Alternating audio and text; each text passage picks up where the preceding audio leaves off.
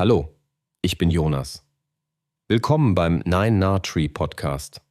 Heute werde ich das Buch zusammenfassen und besprechen.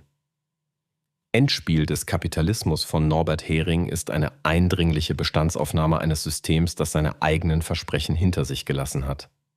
Der Autor, ein erfahrener Wirtschaftsjournalist und Ökonom, zeigt, wie sich Marktwettbewerb in Machtkonzentration verwandelt hat und wie sich Konzerne schrittweise an die Schaltstellen demokratischer Entscheidungen, digitaler Infrastrukturen und internationaler Normsetzung gesetzt haben. Im Zentrum steht die These, dass wir es mit einem neuen Regime zu tun haben, in dem private Akteure nicht nur Märkte dominieren, sondern auch Regeln schreiben, Datenströme lenken und die Richtung politischer Programme mitbestimmen. Das Buch verbindet akribische Recherche mit einem klaren Blick auf Alltagserfahrungen, wie wir bezahlen, arbeiten, kommunizieren und staatliche Leistungen in Anspruch nehmen. Hering zeichnet nach, wie Krisen als Katalysatoren wirken, wie digitale Plattformen das Spielfeld neu definieren und wie sich Public-Private Partnerships als machtvolle Hebel erweisen, um Verantwortlichkeiten zu verschieben und demokratische Kontrolle auszuhöhlen. Zugleich ist es ein Handbuch der Gegenwehr. Es liefert konkrete Vorschläge und Strategien, wie Bürgerinnen und Bürger, Politik, Zivilgesellschaft und Unternehmen die Logik der Übermacht durchbrechen können. Statt sich mit abstrakten Floskeln zu begnügen, folgt Hering den Pfaden des Geldes, der Standards und der Daten, um sichtbar zu machen, wer profitiert, wer zahlt und welche Entscheidungen in scheinbar technischen Details verankert werden. Endspiel des Kapitalismus richtet sich an alle, die verstehen wollen, weshalb Bequemlichkeit, Effizienz und Innovation häufig als Vorwand dienen, um Kontrolle und Abhängigkeit zu vertiefen, und die wissen wollen, wie sich Souveränität, Freiheit und Gemeinwohl im digitalen Zeitalter praktisch verteidigen lassen. Ich werde Ihnen die wichtigsten Erkenntnisse aus diesem Buch mitteilen. Erstens: Vom Wettbewerb zur Konzernherrschaft. Machtkonzentration als Systemprinzip. Hering beschreibt den Übergang von einer marktwirtschaftlichen Ordnung, die Vielfalt und Wettbewerb versprach, zu einer Ökonomie der Machtkonzentration.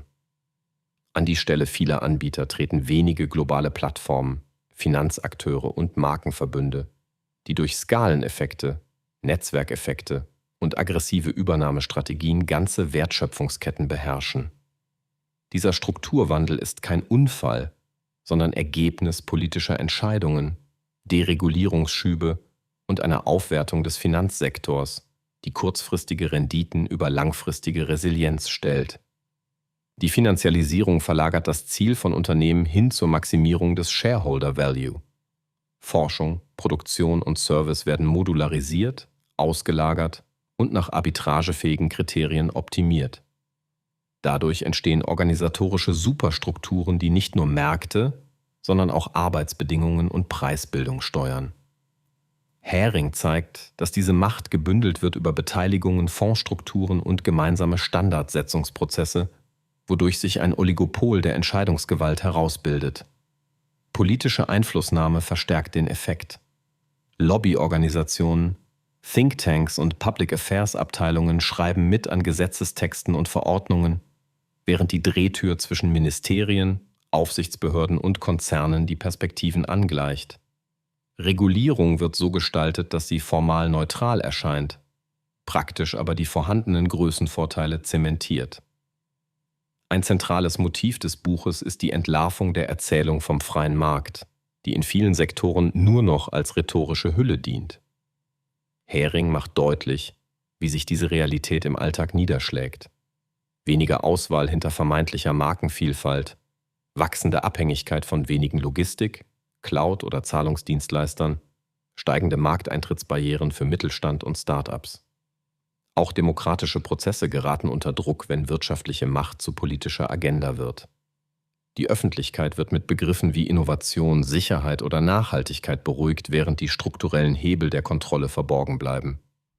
Herings Analyse macht sichtbar, dass das Endspiel nicht als plötzlicher Zusammenbruch, sondern als schleichende Verschiebung von Zuständigkeiten und Normen abläuft, die am Ende den Spielraum von Politik, Verbrauchern und Beschäftigten gleichermaßen einengt. Zweitens: Bezahlen, Daten, Kontrolle. Die stille Architektur des digitalen Alltags. Ein Schwerpunkt des Buches liegt auf der Ökonomie des Zahlungsverkehrs und der Daten, die dadurch entstehen. Häring argumentiert, dass der Übergang von Bargeld zu digitalen Zahlungsformen weit mehr ist als eine Bequemlichkeitsfrage. Jede Transaktion erzeugt Datenspuren, die in Kundenprofile einfließen, Preise beeinflussen, Verhaltensprognosen ermöglichen und Entscheidungen subtil steuern können. Zahlungsdienstleister, Banken, Plattformen und Händler bilden ein eng verzahntes Ökosystem, in dem Daten zu einem Rohstoff werden, der mehrfach verwertet wird. Scoring, personalisierte Anreize, Bonitätsmodelle und dynamische Preisgestaltung verknüpfen sich mit Geolokationsdaten, sozialen Netzwerken und Gerätekennungen. So entsteht ein digitaler Schatten, der Verhalten messbar und modellierbar macht. Häring erklärt, dass Standardisierungsentscheidungen, die als technische Notwendigkeit erscheinen, zentrale Weichenstellungen sind. Wer die Schnittstellen kontrolliert, kontrolliert Teilnahme und Bedingungen. Interoperabilität wird häufig so gestaltet, dass sie zwar Mindestzugang bietet, aber Netzwerkeffekte und proprietäre Erweiterungen die dominante Plattform weiter stärken. Mit der Verbreitung mobiler Wallets, QR-Systeme, Buy Now, Pay Later Angeboten und verknüpfter Kundenprogramme verschmelzen Zahlung, Identität und Marketing zu einer durchgehenden Nutzerreise. Der Autor warnt vor der kumulativen Wirkung dieser Entwicklungen auf Autonomie und Privatsphäre. Die Verlagerung auf digitale Zahlungssysteme erhöht die Möglichkeit, Zahlungsvorgänge zu überwachen, zu analysieren oder zu blockieren. In diesem Zusammenhang diskutiert Häring die Debatte um digitales Zentralbankgeld und programmierbare Zahlungen. Er zeigt Nutzen und Risiken, betont aber, dass Governance, Technikarchitektur und Rechte der Nutzer über die Freiheitsgrade entscheiden. Ohne starke Schutzmechanismen können sich Mechanismen herausbilden, die Verhalten nudgen oder sanktionieren. Bargeld erscheint in dieser Perspektive als Sicherheitsventil, das Teilhabe ohne Datenerhebung ermöglicht und die Machtasymmetrie mindert. Häring plädiert für Datenschutz als Institution, nicht als individuelle Bringschuld. Das bedeutet klare Zweckbindung, Datenminimierung, strenge Zugriffskontrollen, echte Portabilität und die Pflicht zu anonymen Alternativen, wo immer dies möglich ist. Der Tenor. Wer den Zahlungsverkehr versteht, versteht die stille Architektur der digitalen Kontrolle, denn dort verdichten sich die Interessen von Handel, Finanzindustrie, Plattformökonomie und Staat zu einem machtvollen Knotenpunkt. Drittens. Krise als Katalysator. Ausnahmezustand, Beschleunigung und neue Abhängigkeiten. Häring arbeitet überzeugend heraus, wie Krisen als Beschleuniger struktureller Veränderungen dienen. Ob Finanzmarktverwerfungen, Lieferkettenprobleme, geopolitische Spannungen oder Gesundheitsnotlagen, immer wieder werden im Ausnahmezustand Entscheidungen getroffen, die im Normalbetrieb intensiver Debatte bedürften. Der Autor betont, dass es nicht um die Leugnung von Gefahren geht, sondern um die Analyse, wie der Umgang mit Krisen gestaltet wird und wer davon profitiert. In Ausnahmesituationen erhöht sich die Bereitschaft, weitreichende technologische Lösungen zu akzeptieren, etwa umfassende Identitäts- und Zertifikatssysteme, Fernzugänge für Arbeit, Bildung und Medizin oder automatisierte Kontrollstrukturen in Logistik und Handel. Große Akteure sind in der Lage, Anforderungen rasch zu erfüllen, Datenflüsse zu integrieren und neue Standards zu setzen, während kleinere Anbieter zurückbleiben oder aus dem Markt gedrängt werden. Häring zeigt, dass so eine Pfadabhängigkeit entsteht. Was als temporäre Maßnahme startet, wird zur dauerhaften Infrastruktur. Die Auslagerung öffentlicher Aufgaben an private Anbieter intensiviert sich, Verträge verfestigen die neuen Arrangements und die politische Debatte verlagert sich in technische Gremien. Das Ergebnis sind neue Abhängigkeiten, etwa von proprietären Cloud-Umgebungen, zertifizierten Geräteparks, Plattformen für Bildung oder Gesundheit sowie globalen Logistiknetzwerken. Der Autor verbindet diese Beobachtungen mit der Kritik an einem Politikstil, der komplexe soziale Fragen auf technokratische Lösungen verengt. Wenn Ziele wie Sicherheit, Effizienz, oder Resilienz als alternativlos präsentiert werden, geraten demokratische Aushandlungen unter Druck.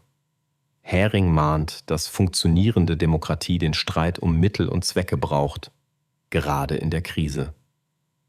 Transparente Kosten, Nutzen, Abwägungen, Sunset-Klauseln, echte Evaluationspflichten und die Öffnung für dezentrale Alternativen seien Voraussetzungen, damit Notmaßnahmen nicht zum Normalfall werden.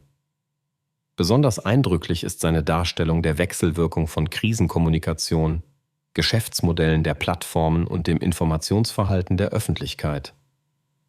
Wo Aufmerksamkeit die knappe Ressource ist, gewinnen jene, die die Datenkanäle kontrollieren. Das Buch liefert damit eine strukturierte Kritik an einer Governance des Daueralarms, die systematisch die Spielräume für die Stärksten erweitert und langfristig gesellschaftliche Resilienz unterminiert. 4. Globale Regeln ohne Öffentlichkeit. Institutionen, Standards und Public-Private Partnerships. Ein zentrales Anliegen des Buches ist die Sichtbarmachung jener Entscheidungsebenen, die jenseits nationaler Parlamente liegen. Häring untersucht die Rolle internationaler Gremien, Zentralbanknetzwerke, Standardisierungsorganisationen und Public-Private Partnerships. Er zeigt, wie dort verbindliche Leitlinien, technische Normen und Best Practices formuliert werden, die später in nationale Regelwerke einsickern. Diese Arenen sind oft wenig transparent und stark von Fachlobbys, Stiftungen und Großunternehmen geprägt. Multi-Stakeholder-Formate versprechen Einbindung, führen aber nicht selten zu einer Vermischung von Rollen, in der private Interessen als Gemeinwohlrahmen erscheinen.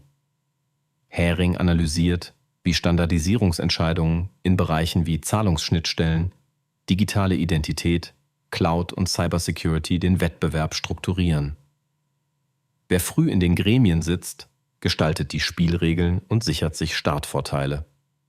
Auch Finanzmarktregulierung, Handelsabkommen und Investitionsschutzverträge tragen zur Machtverschiebung bei, indem sie staatliche Handlungsspielräume einschränken oder komplexe Streitschlichtungsmechanismen schaffen, die teure Risiken für politische Kurswechsel bedeuten. Zugleich beleuchtet das Buch die Rolle großer Stiftungen und Initiativen, die mit finanzieller Kraft Pilotprojekte aufsetzen, Skalierungspfade aufzeigen und Regierungen beraten. Diese Gemengelage kann Innovation fördern, aber auch dazu führen, dass politische Prioritäten entlang der Logik investierbarer Projekte geordnet werden. Häring kritisiert, dass demokratische Kontrollinstanzen und Medien oft erst dann aufmerksam werden, wenn die Weichen längst gestellt sind.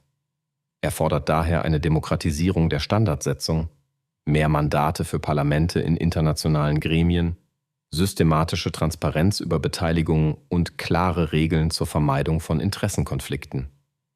Zudem plädiert er für offene Standards, Interoperabilität ohne proprietäre Fesseln und die Möglichkeit, öffentliche digitale Infrastrukturen als Gemeingüter zu organisieren. In seiner Darstellung wird deutlich, dass die globale Ebene kein abstrakter Raum ist, sondern ein konkreter Schauplatz, an dem sich die Zukunft des Wirtschaftens entscheidet. Wer dort die Agenda setzt, bestimmt, welche Geschäftsmodelle tragfähig sind, welche Daten fließen dürfen und wie viel Souveränität Staaten und Bürger real besitzen. Schließlich die Macht zurückholen, Demokratisierung, Regulierung und praktische Gegenstrategien. Der zweite Teil des Buches ist programmatisch. Häring belässt es nicht bei Diagnose und Kritik, sondern entwirft ein Bündel an Gegenstrategien, die auf unterschiedlichen Ebenen ansetzen. Erstens fordert er eine Revitalisierung der Wettbewerbspolitik. Dazu gehören konsequente Fusionskontrolle, die Zerschlagung marktbeherrschender Strukturen, das Verbot von Killerakquisitionen und die Eindämmung vertikaler Integration, wo sie Marktzutritt blockiert. Zweitens plädiert er für eine Datenordnung, die Autonomie schützt und Innovation ermöglicht. Datenminimierung, Zweckbindung und strikte Einwilligungsregeln müssen ergänzt werden durch technisch erzwungene Interoperabilität, offene Schnittstellen und echte Portabilität. Datenräume für das Gemeinwohl, in denen sensible Informationen dezentral und sicher verwaltet werden, sollen Marktmacht ausgleichen und neue Anbieter befähigen. Drittens betont Häring die Bedeutung von Bargeld als Infrastruktur der Freiheit. Bargeldzugang, Akzeptanzpflicht in zentralen Bereichen und Kostenneutralität sind für ihn Pfeiler einer Zahlungsordnung, die Wahlfreiheit ernst nimmt. Viertens adressiert er die digitale Souveränität des Staates. Kritische Infrastrukturen wie Cloud, Identität, Register und Kommunikationsnetze sollten auf offenen Standards basieren und, womöglich, öffentlich oder genossenschaftlich organisiert werden, um Abhängigkeiten zu verringern. Fünftens stellt er die Rolle von Medien, Bildung und Zivilgesellschaft heraus. Informationskompetenz, investigative Recherchen, Transparenzportale und Whistleblower. Schutz stärken die Fähigkeit, Macht zu kontrollieren.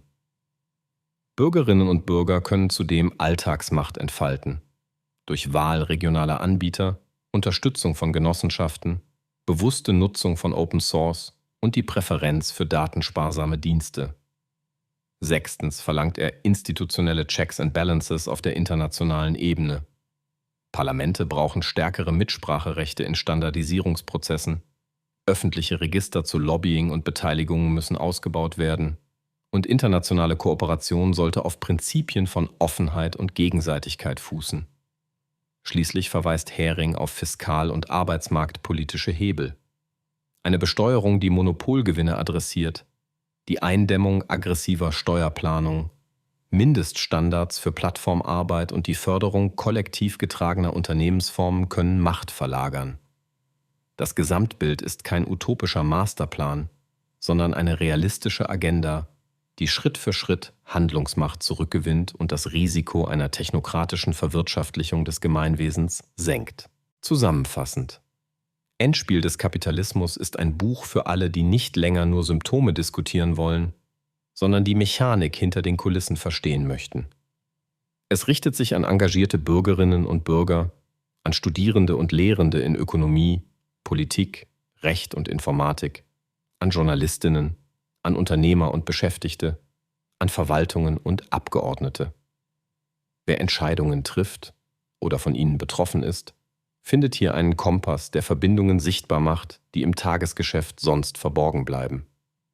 Der Nutzen für das eigene Leben liegt auf der Hand.